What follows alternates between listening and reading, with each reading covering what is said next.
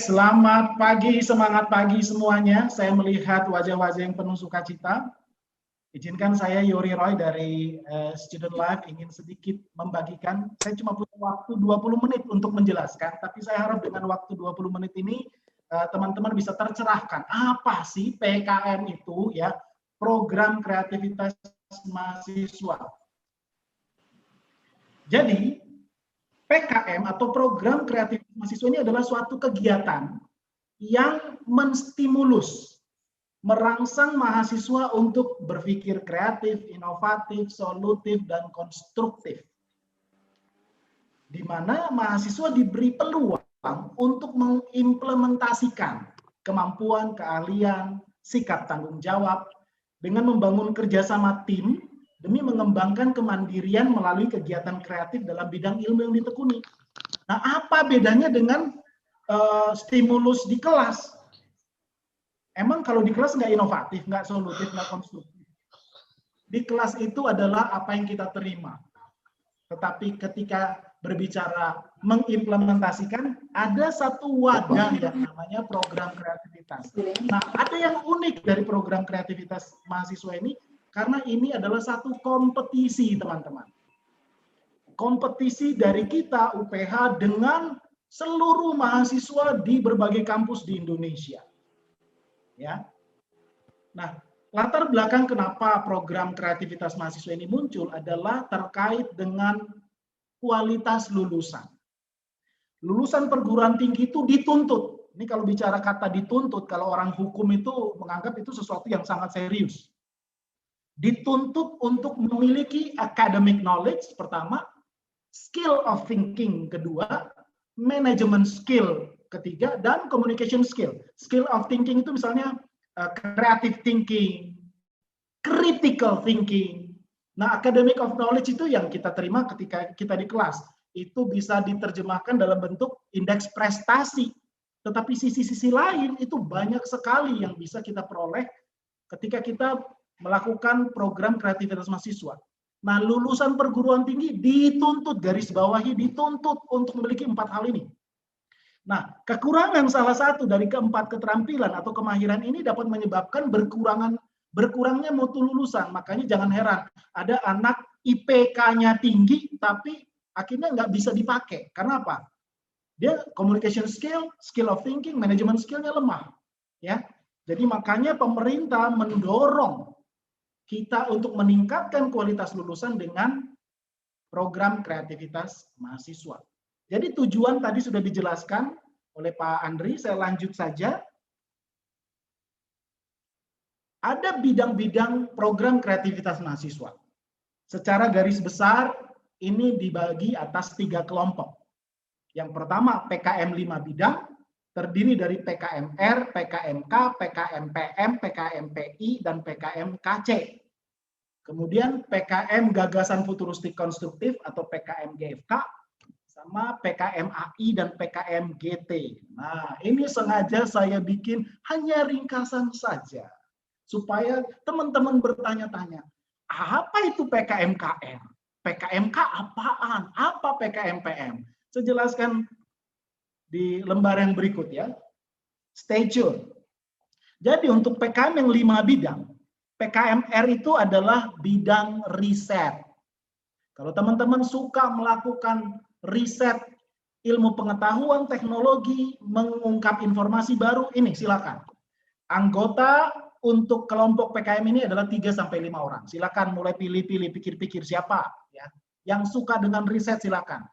Ada pendanaan 5-10 juta rupiah kalau teman-teman lolos pendanaan. Kalau PKMK itu bidang kewirausahaan. Sekalipun teman-teman ini adalah dari nurse, siapa tahu tertarik nih untuk berwirausaha. Nah, produk Iptek sebagai komunitas usaha mahasiswa ini terbuka. 3-5 orang, dana juga 5-10. PKMPM itu pengabdian masyarakat. Teman-teman yang suka mengabdi kepada masyarakat. Teman-teman anak-anak nurse pasti suka ya untuk mengabdi kepada masyarakat. Makanya memilih jurusan nurse, keperawatan. Di sana juga 5-10 juta pendanaannya, 3-5 orang. Bidang penerapan Iptek atau PI, ini untuk memberikan teknologi kepada mitra-mitra profit, mitra-mitra pengusaha misalnya. Sama, 3-5 orang, 5-10 juta. Bidang karsa cipta, itu menghasilkan konstruksi suatu karya ya, yang fungsional. Sama, 3-5 orang, 5-10 juta. Lainnya, itu ada PKM Gagasan Futuristik Konstruktif atau PKM GFK. Ini untuk menyasar hal-hal Sustainable Development Goals, isu-isu SDGs dan isu nasional. Ini karya tulis sifatnya ya. Kemudian gagasan tertulis, PKM GT, karya tulis memuat ide berupa konsep perubahan di masa depan. Kemudian karya tulis artikel ilmiah, PKM AI.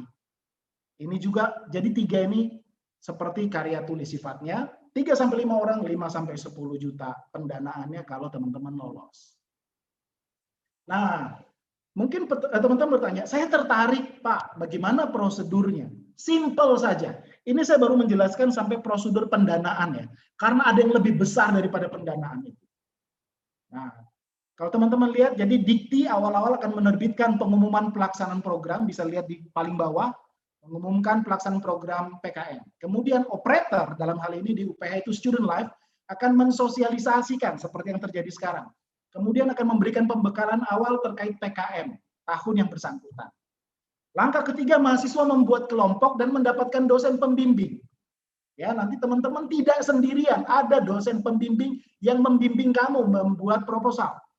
Langkah keempat adalah teman-teman kelompok PKM menyusun proposal. Setelah proposal disusun, itu diserahkan kepada operator, dalam hal ini Student Life, akan dilakukan review oleh tim reviewer yang sudah disiapkan oleh UPH. Nah, tim reviewer ini akan memastikan teman-teman punya kualitas proposal itu layak nggak untuk pendanaan atau tidak. Jadi ada saat-saat di mana mungkin proposal teman-teman tidak lulus, tapi ada saatnya lulus. Nah, ketika lulus, itu akan disubmit ke Dikti, diupload ke situs Simbel Mawa. Nah, dari proposal sampai ke Dikti, mereka pun akan melakukan review di sana, ya, penilaian, dan penilaian itu akan ada yang mendapatkan pendanaan. Jadi pastikan ketika kita mau melakukan program kreativitas mahasiswa harus punya kualitas yang layak, bukan hanya sampai ke pendanaan, tetapi sampai bisa lolos selanjutnya. Nah, lolos selanjutnya itu, ini akan saya jelaskan. Jadi luaran atau output dari program kreativitas mahasiswa ini sebenarnya bukan sekedar bikin teman-teman sibuk, bukan cuma sekedar bikin teman-teman berkualitas, berpikir kreatif, inovatif, dan lain sebagainya, tetapi ada yang penting di sana, PKM yang RK, PM, PIK, CGF, dan GT itu akan menuju ke PIMNAS. Nah, dari sana akan muncul e-proceeding. Sementara untuk PKM AI itu akan keluar jurnal ilmiah. Nah, saya kasih warna kuning untuk PIMNAS karena pasti teman-teman tanya, PIMNAS, apaan PIMNAS? Ini yang saya bilang langkah berikutnya setelah pendanaan. Jadi PIMNAS itu adalah seperti pekan. Kalau teman-teman tahu Pekan Olahraga Nasional, itu kompetisi, ini adalah pekan ilmiah mahasiswa nasional. Ini satu kegiatan kompetisi bergengsi tingkat nasional untuk bidang-bidang akademik khusus bagi para mahasiswa. Di dalamnya ada presentasi PKM, ada gelar produk, pameran poster. Coba perhatikan di gambar ini aja. Ini bendera-bendera kampus-kampus ya apa, jadi teman-teman ini mewakili kampus nanti ketika kalian ikut Pekan Ilmiah Mahasiswa Nasional PIMNAS ini. Nah, jadi sebenarnya ikut PKM itu keren ya. Yang pertama, kenapa keren? Buat mahasiswa tahun 2020 ke atas, teman-teman akan mendapatkan 135 poin hanya dengan menjadi peserta. Begitu teman-teman submit proposal, ya, proposal itu tercatat oleh operator, oleh Student Life, langsung mendapatkan 135 poin. Kalau lolos pendanaan mendapatkan 180 poin tambahan. Jadi total 315 poin kalau sampai lolos pendanaan. Yang kedua, teman-teman harus tahu bahwa IPK tinggi seperti yang saya sudah jelaskan tadi bukan satu-satunya ekspresi intelektualitas. Ikut PKM adalah wadah aktualisasi keilmuanmu sambil bersumbangsi bagi Pertiwi selagi masih kuliah. Jangan berpikir saya bisa memberikan sesuatu bagi negara nanti setelah kuliah selesai. Selagi masih kuliah, teman-teman ikut PKM, teman-teman bisa bersumbangsi bagi negara, bagi kemaslahatan masyarakat. Yang ketiga, teman-teman belajar kolaborasi dalam teamwork. Dapat teman baru, wah itu bonus kalau lintas program studi. Terpapar ilmu baru secara gratis. Contohnya, teman-teman harus bikin RAB, rencana anggaran biaya.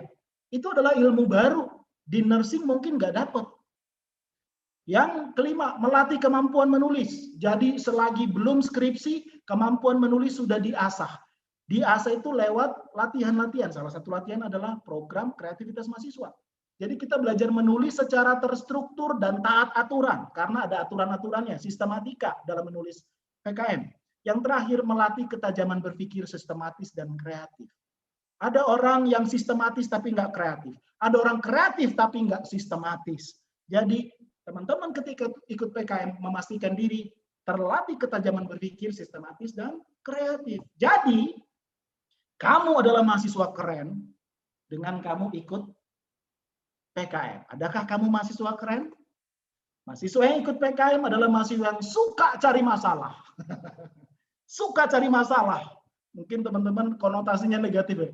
Ngapain cari masalah? Karena apa? Untuk ditemukan solusinya. Ya, teman-teman ikut PKM untuk menemukan solusi. Nah, bagi teman-teman yang tertarik, timeline-nya untuk tahun ini, tanggal 1 sampai 20 itu adalah teman-teman menyusun proposal.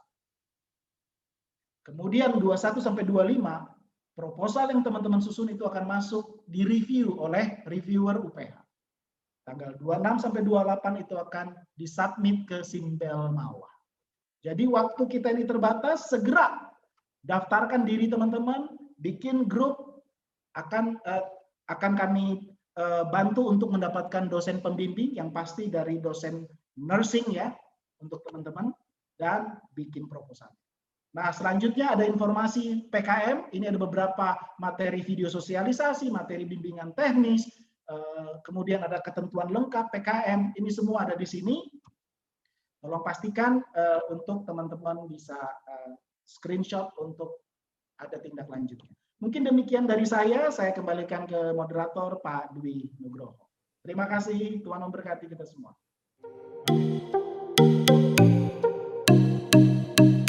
Terima kasih untuk Pak Andri, Pak Roy, dan Bu Herna yang sudah memberikan kesempatan untuk berbagi ya.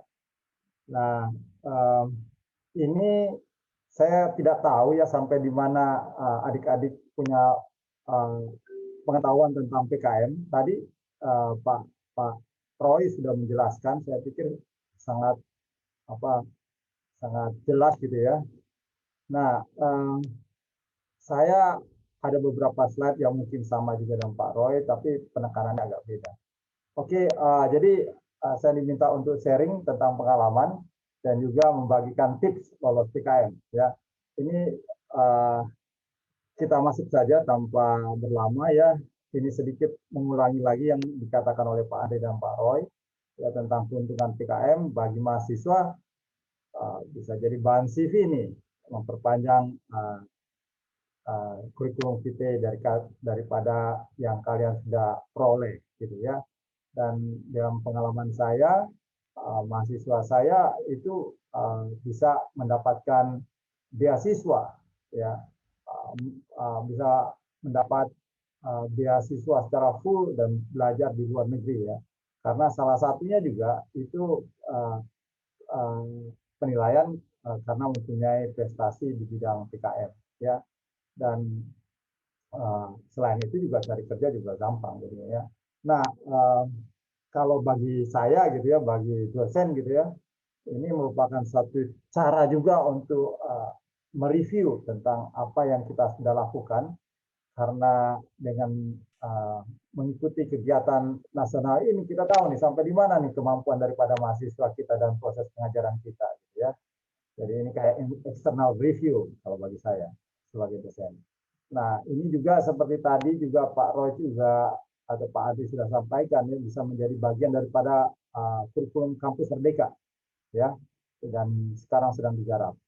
Nah, hal yang lain ya ini bagi kita ya yang dari UPH gitu ya, bisa jadi branding ataupun marketing ya, karena achievement adalah suatu ukuran ya yang dilihat juga oleh masyarakat. Nah, kemudian hal yang lain tentunya akan mendukung juga akan proses akreditasi program studi maupun di institusi. Nah, kalau di UPH sendiri ada program balance scorecard ya, target-target yang harus kita penuhi dari prodi maupun dari fakultas. Nah, itu salah satunya untuk skala nasional achievement daripada kinerja mahasiswa ya, bisa termasuk. Nah, tentunya yang terakhir adalah pemeringkatan perguruan tinggi ya. Kalau kita lihat salah satu poin yang cukup besar ya seperti Pak Andi juga katakan tadi. Nah, dengan keuntungan-keuntungan ini kita harusnya berpikir bahwa ini adalah satu kesempatan yang kita bisa lakukan ya untuk berkontribusi bagi baik itu bagi mahasiswa, bagi diri sendiri maksudnya ya, atau juga bagi prodi, bagi universitas dan juga tentunya bagi bangsa. Nah, sebagai gambaran ini adalah hasil pengumuman program kreativitas mahasiswa. Proposalnya dimasukin tahun 2019, pengumumannya untuk 2020. Ada 45.000 proposal dari seluruh Indonesia ya, dan yang didanai itu 3.621 proposal, yaitu sekitar satu proposal yang didanai dari 12 yang ada ya, yang masuk maksudnya. Nah, kalau dari LLDK ini Jabodetabek ya, khususnya yang swasta, 97 proposal yang didanai untuk 5 bidang ya, 5 bidang PKM. Nah, itu berarti sekitar 2-3%. Berarti dari 100 proposal yang didanai itu dari Jabodetabek yang swasta itu hanya 2 atau 3 ya. Jadi ini suatu sebenarnya program ataupun event yang sangat kompetitif ya, sifatnya nasional karena seluruh Indonesia, berprestise ya karena tadi juga Pak Andi bilang juga ya, dalam hal ini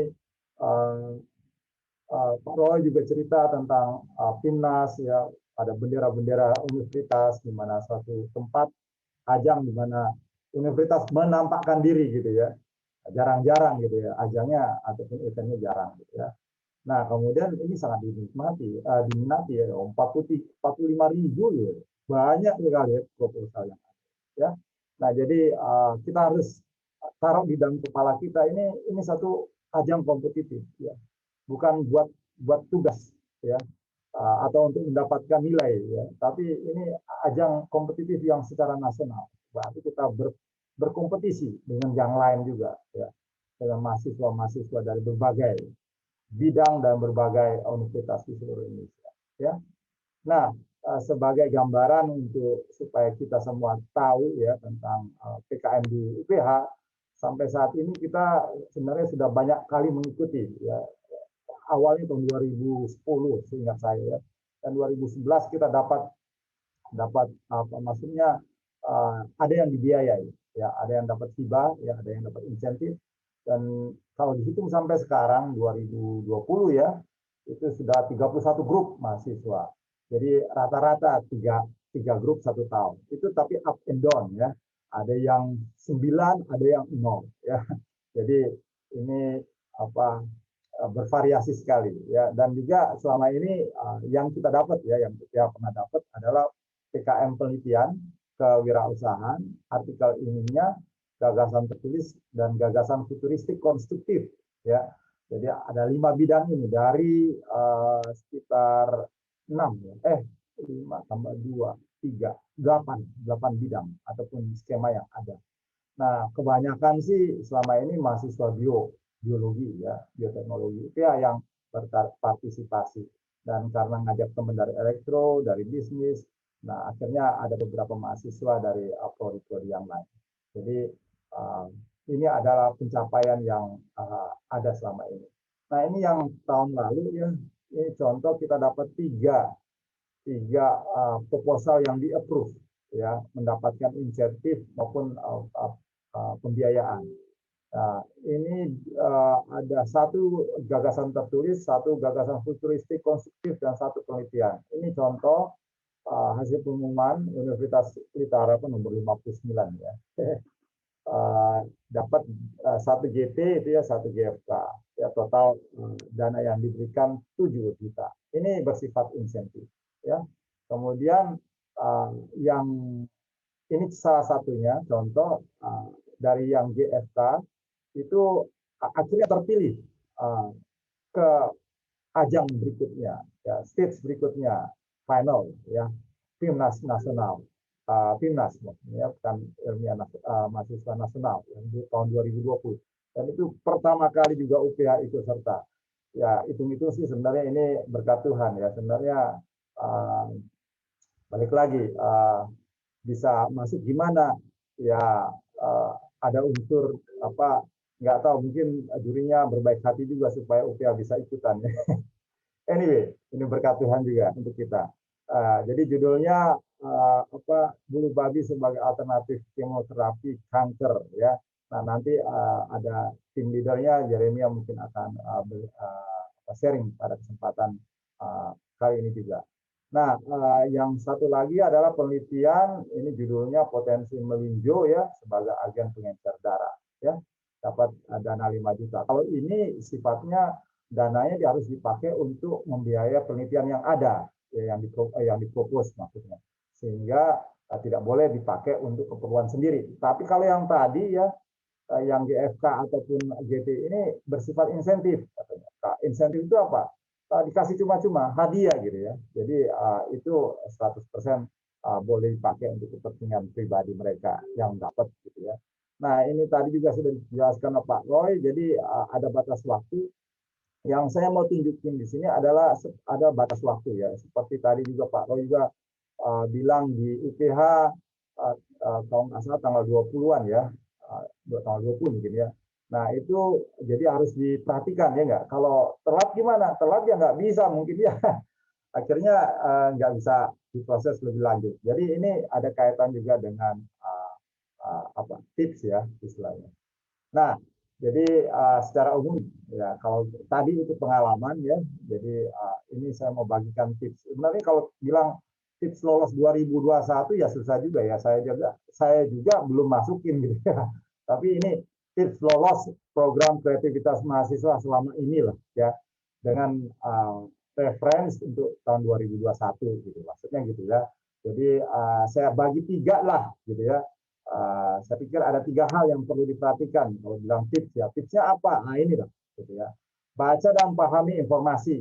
Ya. Nanti saya juga akan bahas beberapa hal ya, misalnya terkait tujuan, target, kriteria, penilaian daripada PKM itu sendiri. Kemudian ikuti peraturan. Ya, ada contoh kesalahan umum, sumber informasi yang kita bisa cari nanti ya, belajar dari yang terbaik. Itu yang saya kumpulkan ya, maksudnya. Kemudian capai nilai setinggi-tingginya. Jadi 3 hal nih, ya, baca dan pahami, terus ikuti peraturan, dan capai nilai setingginya. Itu yang harus dilakukan. Nah, secara detail ya, kalau kita bicara tentang baca, apa yang perlu dibaca Pak? Ya, ini bukunya nih, buku pedoman, ya, yang dikeluarkan oleh Dikti. Ini yang paling baru. Jangan baca yang tahun sebelumnya. Boleh baca tahun sebelumnya sebagai referensi tambahan, tapi harus mengacu kepada yang tahun 2021. Kenapa? Karena ada perubahan dan juga ada penjelasan-penjelasan mungkin berbeda dengan yang tahun sebelumnya, ya. Nah, kemudian tujuannya, balik lagi tadi Pak Roy juga sudah cerita tentang tujuan ya. Tapi yang saya mau tunjukin di sini adalah gini. Ini dari buku tadi itu ya, mereka menjelaskan tentang tujuan. Tujuannya supaya mahasiswa yang terakhir ya, memandu mahasiswa menjadi pribadi yang tahu dan taat aturan, kreatif dan inovatif, kooperatif ya, objektif kooperatif dalam membangun keragaman intelektual. Nah, karena ini tujuannya, berarti ini juga menjadi kriteria dalam penilaian gitu. Maksudnya itu ya. Jadi kita harus masukin kepala nih ya, bahwa apa yang diminta, apa yang sebenarnya yang disasar oleh pemerintah dalam hal menyelenggarakan PKM ini gitu ya. Nah, ini juga Pak Roy sudah tunjukin ya. Jadi yang saya mau tekankan di sini adalah tidak semua skema PKM itu berakhir di Timnas, ya. Jadi sebagian besar ya selain PKM AI, artikel ilmiah itu akan masuk ke Timnas, ya. Yang lainnya AI langsung ke jurnal. Jadi dia akan tidak diikut sertakan di dalam Timnas, ya. Nah, jadi proses penilaiannya beda, gitu. Itu yang saya mau katakan. Nah, ini kriteria yang tadi Pak Roy juga sampaikan. Nah, yang saya mau tekankan di sini gini, terkait dengan kriteria, ya, terkait juga dengan tadi paham, ya, dan juga taat, ya, dalam arti kalau seandainya kita mau proposal kita harus S1. Nah, kalau yang nursing nih, karena saya tahu nursing ya, sedikit.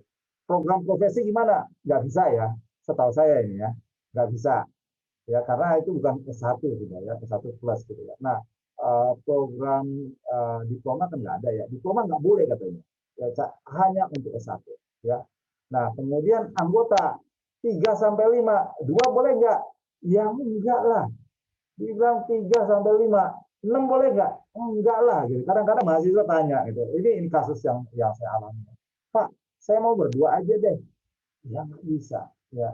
Karena pasti akan ditolak gitu ya. Nah, pendanaan juga gitu. Kalau bilang 5 juta, wah Pak, saya nih ngitung-ngitung cuma 4 juta nih Pak. Ya, itu juga akan out juga nantinya kalau dievaluasi. Jadi kalau bilang 5 juta, 5 juta. Tapi ya tentunya bukan mengada-ngada ya. Jadi coba kembangkan supaya minimum 5 juta. Dan juga, wah Pak, saya nggak bisa dari 10 juta, harusnya 15 juta. Nggak bisa, harus 10 juta. Gitu ya. Jadi itu yang kita harus lihat. Nah, kalau yang lain sih, dia bilang sesuai bidang ilmu, ya semua sesuai lah biasanya. Ya. Kita tidak terikat ya, bebas sekali berarti ya. Lintas bidang dianjurkan. Nah, kalau bilang lintas bidang dianjurkan, sangat dianjurkan untuk lakukan. Karena mungkin ya dalam penilaian akan jadi plus. Nah, di sini juga ada keterangan tambahan ya. Keanggotaan setiap kelompok disarankan berasal dari minimal 2 angkatan. Jadi kalau ada yang 2017 dengan 2018 misalnya, itu disarankan. Berarti nilai plus lah ya. Jadi kalau saran itu nggak mutlak, tapi kalau diikuti akan mendapatkan suatu nilai tambah. Nah, kemudian topik ini secara umum ya, jadi saya nggak bahas skema satu persatu ya, karena tidak ada waktu. Nah, secara umum topik tidak dibatasi, namun sedapat mungkin dikaitkan dengan penyelesaian masalah kekinian. Ya, jadi kita jangan berpikir tentang diri kita sendiri. Saya maunya ini, tentu saja boleh dong. Tapi ini kan kompetisi. Kompetisi kan ada kriteria penilaian gitu ya, dan ada target ataupun tujuan. Jadi kita harus menyesuaikan. Nah, kalau dia bilang dengan penyelesaian masalah kekinian, berarti kita harus lihat masalah yang ada di masyarakat sekarang apa, ya. Dan kita coba untuk berkontribusi memecahkan masalah tersebut. Nah, kemudian judul hendaknya tidak menggunakan akronim atau singkatan yang tidak baku. Jadi kalau nggak boleh jangan pakai gitu ya. Kadang-kadang buat supaya meriah Pak, atau biar menarik, betul harus menarik, tapi kalau tidak baku tidak boleh gitu ya. Akibatnya apa? Kalau seandainya kita lakukan itu juga, kemungkinannya akan disingkirkan besar sekali. Dan hanya diperbolehkan maksimum 20 kata. Ya 20 kata ya. 20 kata juga cukup banyak sebenarnya. Nah, jadi jangan 21 kata gitu ya. Nah, ini yang kita harus ketahui juga tentang penilaian. Tadi juga Pak Roy sudah ceritakan, tapi saya mau ulangi lagi bahwa di universitas itu diseleksi ya. Jadi bukan berarti semua yang masuk, ini pengalaman saya, setahu saya ya. Jadi itu disubmit ataupun dikirim ke Bermawa, tidak gitu ya. Jadi ada yang mungkin akan ditolak gitu ya. Nah, kemudian setelah dikirim ya ke Bermawa, ya itu di sana akan diseleksi lagi ya. Nah, ada 2 nih. Jadi ada yang langsung ya bisa dikasih pendanaan ya, tapi belum tentu masuk timnas ya. Ya, jadi kayak contohnya yang teman kan kita dapat 3 ya, 2 itu 3 dapat pendanaan dari, tapi 2 cuma insentif doang, pendanaan atau insentif, tapi yang 1 bisa ke timnas. Jadi ada 2 dua penilaian dalam hal ini ya. Jadi kalau kita bicara lolos timnas itu ya sebenarnya ujung sekali. Nah bagi kita itu apa sebenarnya yang penting apa? Lolos universitas satu ya. Kedua lolos pembiayaan dulu atau insentif itu pendanaan itu. Nah kalau ini kita lolos nanti ada proses pelaksanaan dan juga pembuatan laporan ataupun juga nanti penilaian. Nah di situ baru ke timnas gitu loh. Jadi ada step-stepnya gitu ya. Jadi untuk saat ini kita perlu melihat ya tahapan sampai ke universitas ya kemudian tahapan sampai ke dikti ya Demawa dalam hal ini ya untuk menetapkan kita dapat dana dulu atau dapat insentif dulu nih tergantung skema ya kalau yang dapat dana yang 5 plus GFK kemudian insentif tadi AI ataupun gitu ya nah itu ceritanya nah jadi penilaiannya gimana penilaiannya saya pernah ikut bimbingan teknis gitu ya dikasih tahu jelas kan mengajarkan supaya kita taat aturan kan aturan itu untuk dilakukan jadi aturannya sepele sih misalnya apa misalnya tanggal atau bulan tahun itu harus mengikuti kriteria yang ada gitu ya misalnya diminta tanda tangan ya harus tanda tangan gitu ya kemudian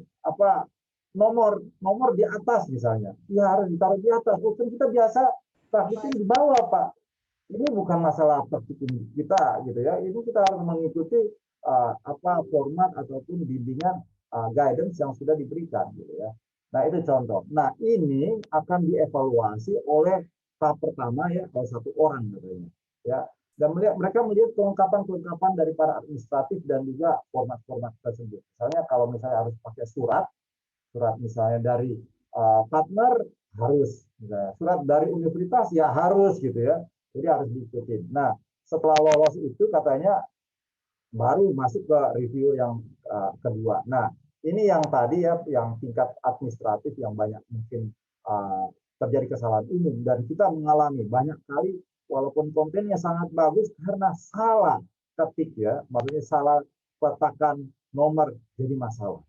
Ya, dan itu tereliminasi. Ya, jadi nama nggak boleh singkat misalnya, ya. Jadi harus lengkap ya lengkap ini ya. Nomor harus ditaruh di mana pakai Romawi atau pakai yang Arabic number gitu ya ya jadi kesesuaian tim kemudian jumlah halaman inti setahu saya 10 halaman ya jadi tidak boleh lebih dari 10 halaman gitu ya nah dana seperti yang tadi saya jelaskan juga nah ini contoh hal yang lain di halaman pengesahan itu mereka minta tanda tangan bahasa itu harus ditandatangan pakai ballpoint, ya harus diikutin. Kalau elektronik gimana Pak? Ya nggak diterima pasti gitu ya. Kemudian ikutin saja apa yang ditunjukkan. Nah ini katanya reviewer tahap berikutnya akan melihat lebih ke konten ya, ke isi daripada proposal. Nah dari situ akan ada nilai dan dari nilai kita akan tahu apakah kita diterima atau tidak. Nah ini checklist secara umum ya, pilih skema yang tepat. Ada yang kebaruan, kalau itu niru yang lain ya nggak bisa gitu ya. Dan juga biasanya ada nilai tambah lah, nilai manfaat yang besar. Kemudian ada kearifan lokal, ya sumber daya alam juga bisa yang lokal juga mereka senang gitu ya. Ada basis IT ya sekarang ini. Kemudian kondisi urgensi yang terkini ya, dengan nulis yang baik akan membantu juga reviewer menilai dengan baik gitu ya. Sumber bacaan seperti tadi ya informasi bisa dicari ya dari internet juga dari video ikuti program sosialisasi ya kayak gini atau yang dilakukan oleh LLDT kalau nggak ngerti juga tanya Bu Herna kali ya. Nah saya tambahkan ini belajar yang dari yang terbaik ya ini beberapa ini ada poster video ada link yang saya berikan sehingga bisa menjadi contoh ya mungkin ada juga proposal yang disediakan Bu Herna tapi ini yang menang-menang jadi juara satu semua ini yang saya tunjukin saya harap bisa membuka wawasan adik-adik dalam mengerti apa yang diinginkan dari proposal dan yang dinilai sehingga harapannya bisa menang ya bisa masuk ke lolos ke timnas. Nah ini kita harus usaha berstrategi tadi ya, yang saya tunjukin ya kita harus berdoa juga, karena balik lagi berkat Tuhan aja yang kita bisa rasakan untuk bisa dapat lolos daripada proposal kita ke timnas. Saya pikir cukup. Selamat mencoba, semoga sukses. Oke, selamat siang semuanya. Oke, sebelumnya kenalkan nama saya Jeremy dan juga dua rekan saya, ada Natania dan juga Yong Cekiam. Oke, ini sharing ya berarti ya. Oke, sejujurnya awalnya topik yang kami bawa itu kan bulu babi sebagai alternatif kemoterapi kanker. Nah, topik ini bukan semerta-merta dari kita, tapi waktu itu dosen yang melimpahkan, oh ini ada beberapa topik, dan kami tertarik dengan bulu babi. Itu menarik banget menurut kami. Ya sudah. Setelah itu kita studi literatur selama kurang lebih 2-3 bulan, nggak salah. Kita cari jurnal-jurnal dan lain sebagainya, dan kita dapat bahwa di salah satu bulu babi itu ada 2 senyawa aktif. Nah, mungkin kalian bisa nonton tuh yang tadi sudah di-share oleh Pak Reinhardt, gitu. Nah, dari situ kita berangkat, lalu kita pembuatan proposal. Nah, proposal ini penting banget, benar banget apa yang tadi disampaikan oleh Pak Reinhardt. Kalau dari pedomannya bilang A, ikutin aja A, gitu, ikutin. Jangan sampai marginnya 2, harusnya 2, cuman kalian buat karena terbiasa dengan proposal cuman marginnya 1, kalian buat 1, pasti bakal ketolak, gitu. Oke, setelah pembuatan proposal dan ada berbagai konsul, kita buat juga video, karena waktu itu skema kami yang kami usung adalah gagasan futuristik konstruktif. Selain proposal, kita submitting video. Kita buat video. Setelah itu kita ada pembuatan video. Dah, kalau bisa buat kalian yang ingin masuk ke skema GFK, mungkin kalian bisa pilih satu orang yang pinter banget dalam hal desain dan juga editing video. Karena itu sangat-sangat membantu. Dan kebetulan tim kami punya Yong Chekim yang dia hebat banget buat masalah editing dan juga video dan sebagainya. Oke, setelah kami submit, udah kita setelah itu lupa, gitu, karena saat itu selain kita fokus buat tugas kami juga, karena PKM ini juga salah satu tugas yang tingkat itu hampir penilaiannya hampir sama dengan PKM, jadi kita kasih yang terbaik. Gitu. Setelah itu kita lupa, tiba-tiba di pertengahan tahun 2020, bulan Juli kalau nggak salah, ada informasi kalau PKM proposal dari kita itu lolos, dan 3 itu dari biologi khususnya, bioteknologi. Ada GT, gagasan tertulis, terus PKM PE, penelitian yang sekarang tahun ini berubah jadi riset. Jujur itu kaget, karena kita nggak expect bakal lolos proposal gitu.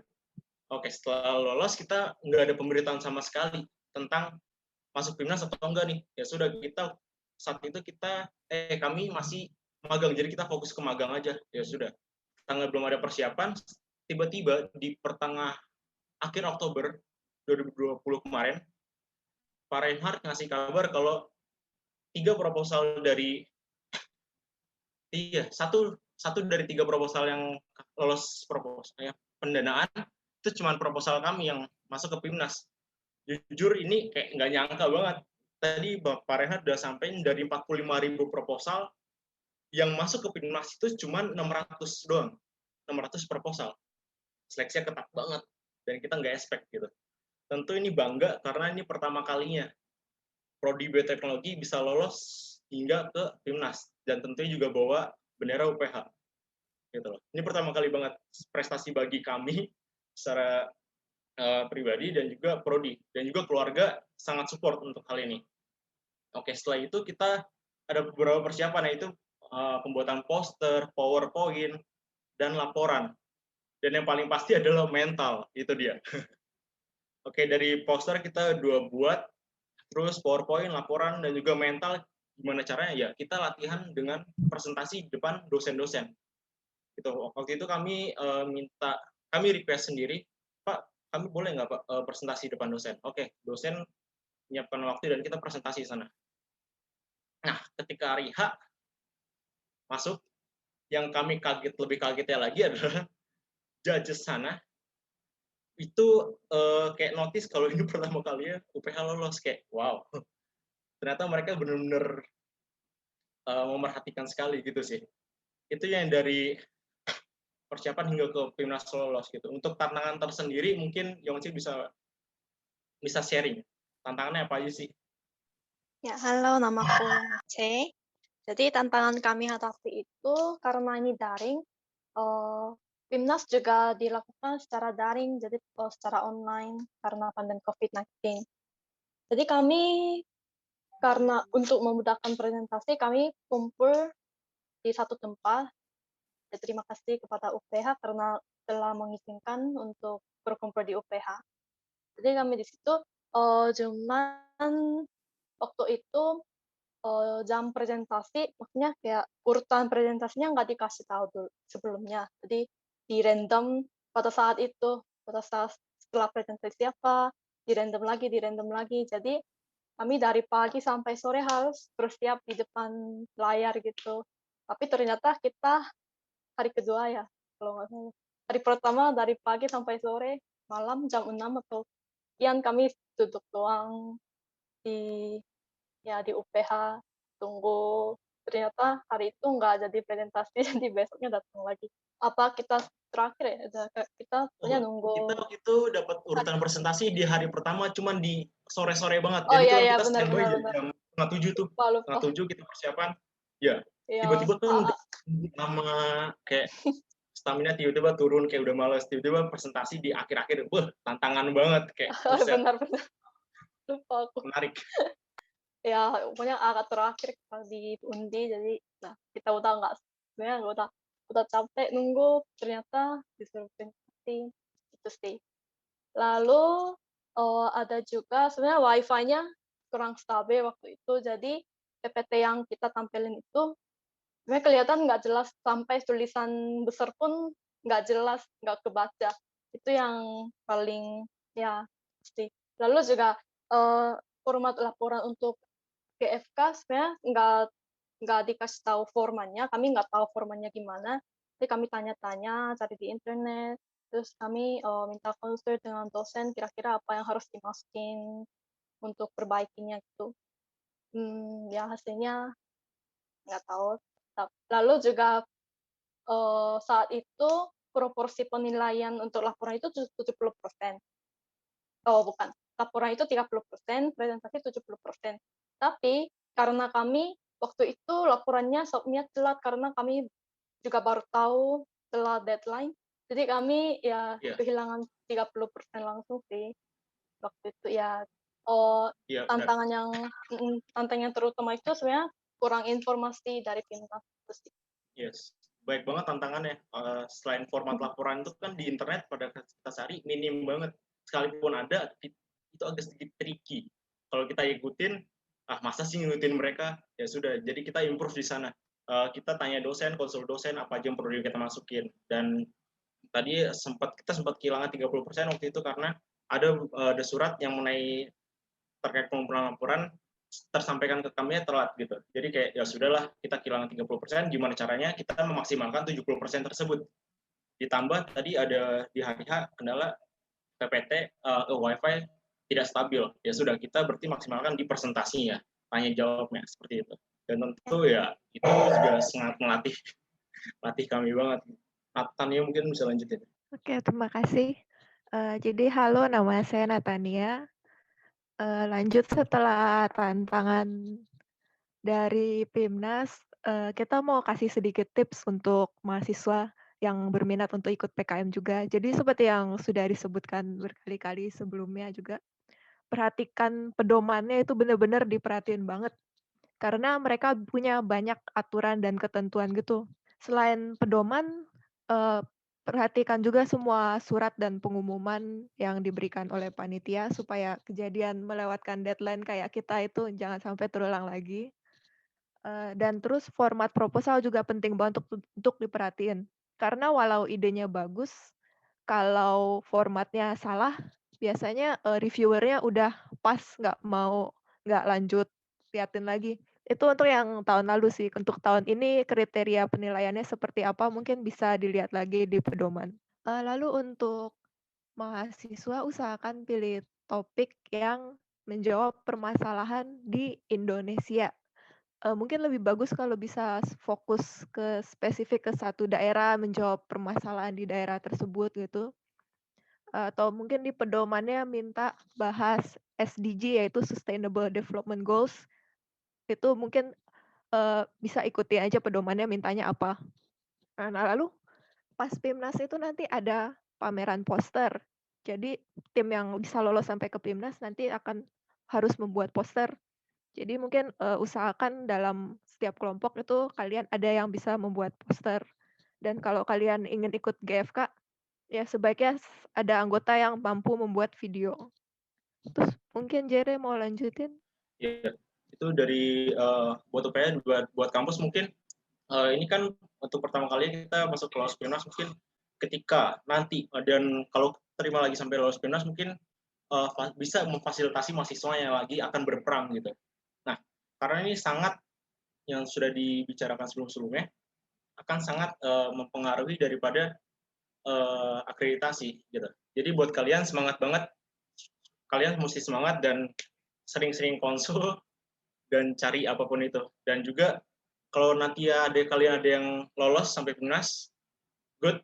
Dan kalian buat PH kampus mungkin bisa kasih apresiasi buat mahasiswa gitu loh. Mungkin apresiasi dalam hal kasih selamat itu mungkin buat mahasiswa sangat-sangat berarti banget, karena ya seperti itulah. Mungkin itu doang sih dari kami.